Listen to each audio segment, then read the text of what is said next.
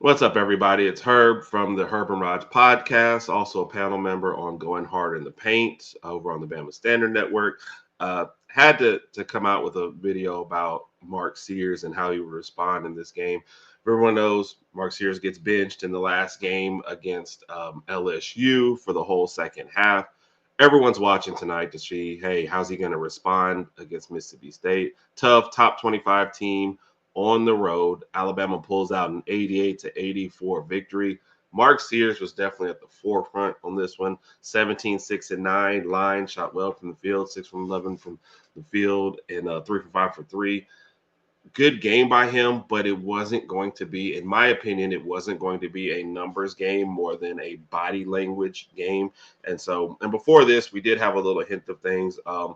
Coach Oates did say that it was his best 2 days of practice kind of leading up into this, and that the players were even had a meeting, I guess, with the coaches to kind of air whatever is going on and just make sure everybody's on the same page. So you thought that it would be a good response, and you thought, just knowing the kind of leader that Mark Sears is, that it would be a good response. And Coach Oates, I think, has a good pulse on the team. I think he knows what buttons to push, and I think he's got that leeway to do something, because in the past, it might have been unthinkable to bench a guy like Mark Sears, but he felt like if that's what he needed to do to get a reaction, that's what he was going to do.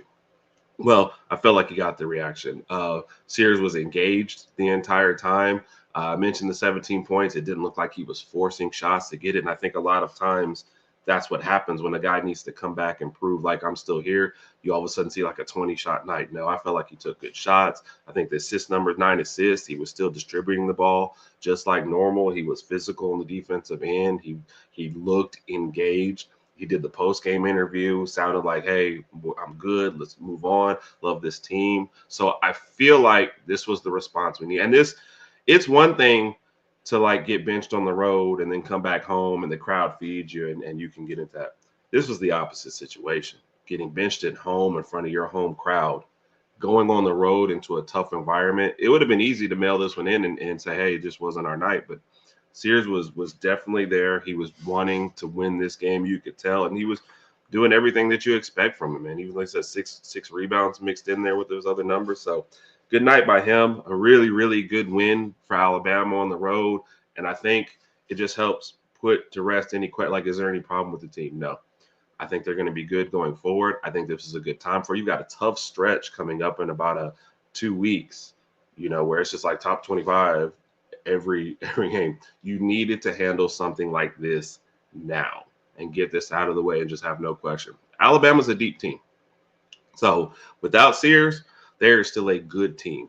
But you're talking about the difference between Sweet 16 and team that could actually go to the finals if you haven't fully engaged and Mark Sears. So felt like this was needed. I felt like we needed to move on. Very, very happy with his response, happy with the team's response.